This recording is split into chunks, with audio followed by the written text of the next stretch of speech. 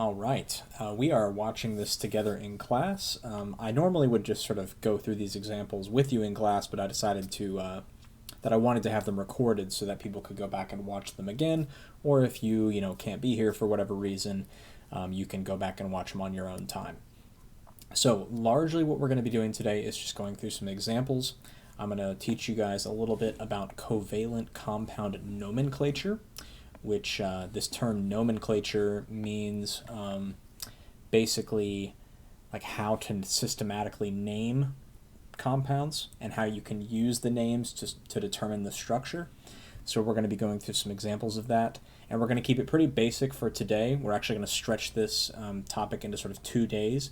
So we're going to do part of it Monday, Tuesday, and then the next part Thursday, Friday. So for today, it's actually real simple. Just to go over the objective real quick, you're going to be able to determine the structural and chemical formulas of covalent compounds based on its name and knowledge of functional groups. So really, for today, this one slide is all we're going to be working with, okay? So let me get my marker out here. Okay. So if you see the name of a compound, particularly a organic compound, so that's going to be something that contains carbon, okay?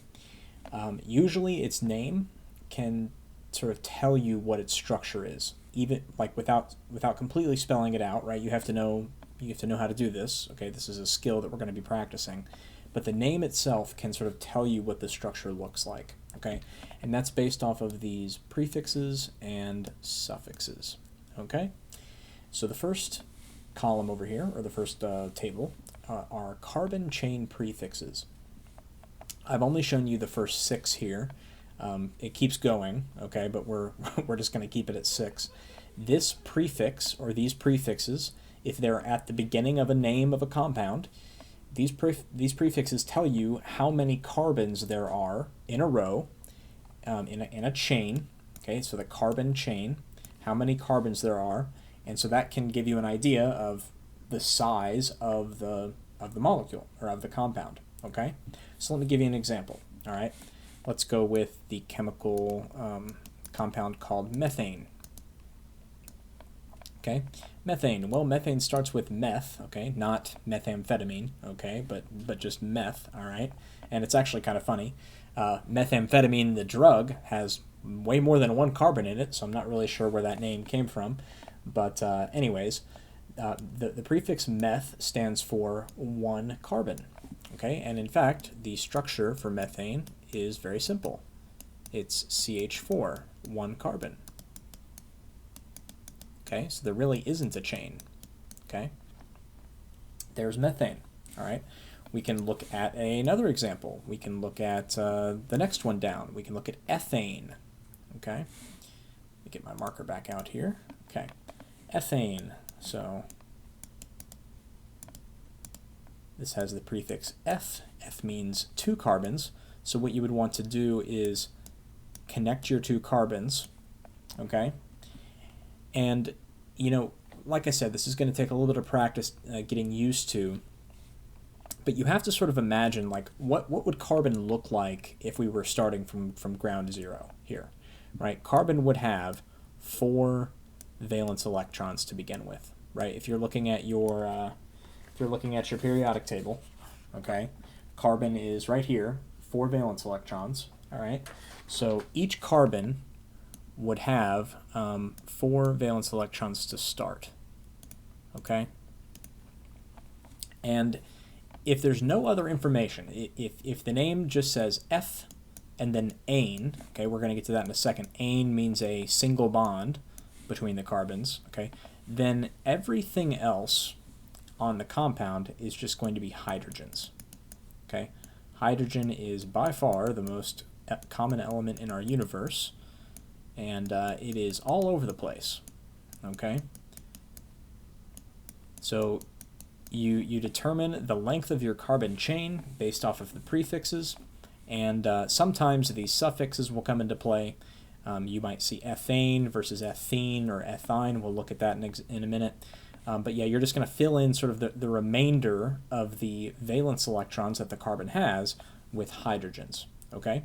So if I gave you this problem, ethane, and asked you to draw the structure and to come up with its formula, you can do both of those things. You can draw the structure, and then you can also say, okay, the formula is C2H6, okay? 2 carbons, 6 hydrogens, okay? Not too bad. All right, let's look at another example. Scrub this away here. Okay, let's look at a complicated one. Okay, let's look at propine. Okay, so the name of this one, we're going to do propine. Okay, not propane, which would be like what powers your or what the fuel that's used in your grill over the summer. We're going to do propine instead. So prop means 3 carbons. Okay, and ine means that there is 1 triple bond. Okay, this always means like 1 double bond or 1 triple bond or all single bonds. This is a little confusing, okay? But this is what this really means. There's some more nuance to the naming. For example, you could have something like this, butadiene, okay? This would be but, meaning 4 carbons, diene, meaning 2 double bonds, okay? I'm not going to be asking you anything quite that complicated. Yours is going to be strictly a prefix and a suffix that I want you to be able to work with, okay? So this ine here means that there's exactly 1 triple bond present in the compound, okay? And there's actually 3 different ways that you could really draw this, okay? Because I know I'm going to have a carbon chain with 3 carbons, okay? Sorry, 2 different ways you can draw this. Where is the triple bond, though? Okay, where's the triple bond? Is it here, or is it here? And the answer is it could be either, okay? There's, in this particular case, it doesn't really matter because if you take this one here and sort of flip it around, it would look exactly like this. So these two are essentially the same thing, but it can get a bit more complicated once you get into like 4, 5, 6 carbons. Where you draw that triple bond, it actually can matter. The cool thing is, though, is that this is going to end up being the same chemical formula. Okay, and let me prove it to you.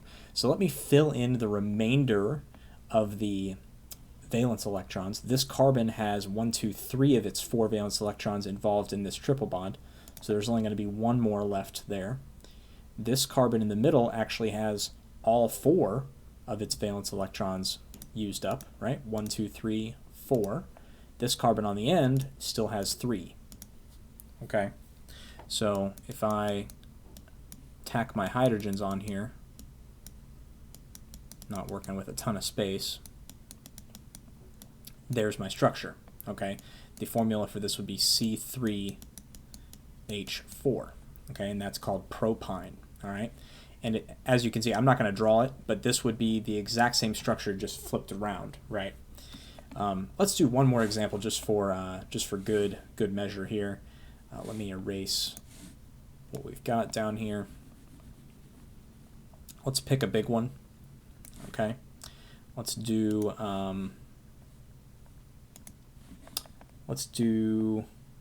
pentene, okay?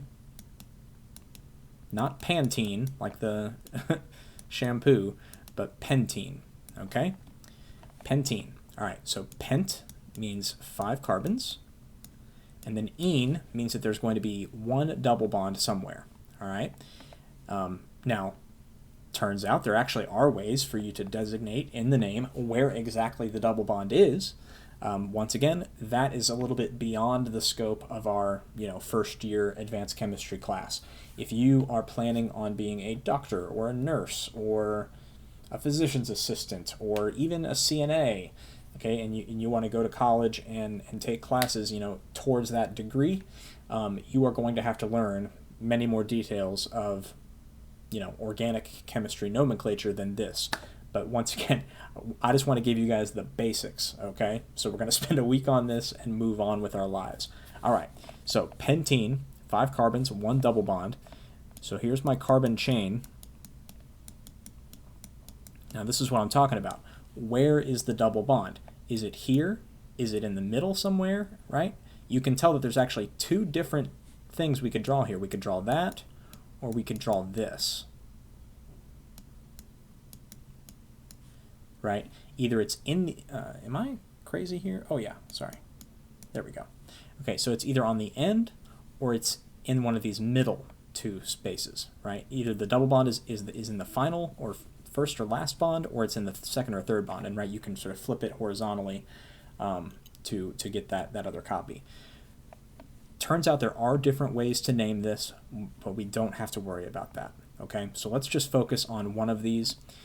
This carbon would have 2 valence electrons left over. This one here would have 1. This one would have 2, 2, and 3, okay? And so once again, these are going to be connected to hydrogens.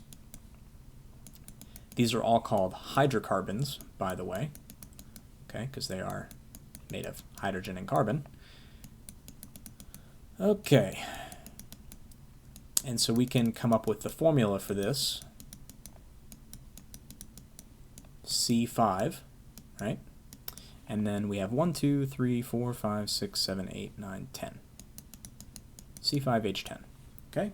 And it turns out that if you did the same thing for this carbon chain, okay, even though the double bond is in a different spot, you would have the same number of hydrogens. So the formula actually doesn't change depending on where that double bond is. So if I give you a problem like this, okay, and I'm looking for the structure and the formula, as long as you draw one of the valid structures, that's totally fine for me, okay?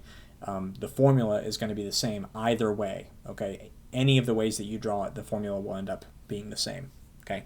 Now, it's interesting, though, these 2 chemicals, where that double bond is, these 2 chemicals could behave in different ways. Okay, so actually the location of that double bond can change the shape. It can change like the orientation that the atoms have towards each other, and so it can actually be impactful in terms of like your biology, how it interacts with your body. But for our purposes, as long as we know how to draw one of them, that's going to be good enough. Okay, so I'll show you really quickly what your all's assignment looks like. Let's go ahead and open that up here. Let's see, where are we? Covalent compound nomenclature. Okay, so for part 1 of this assignment, we're going to be working on this over the span of 2 days. Okay, so you only need to do part 1 right now.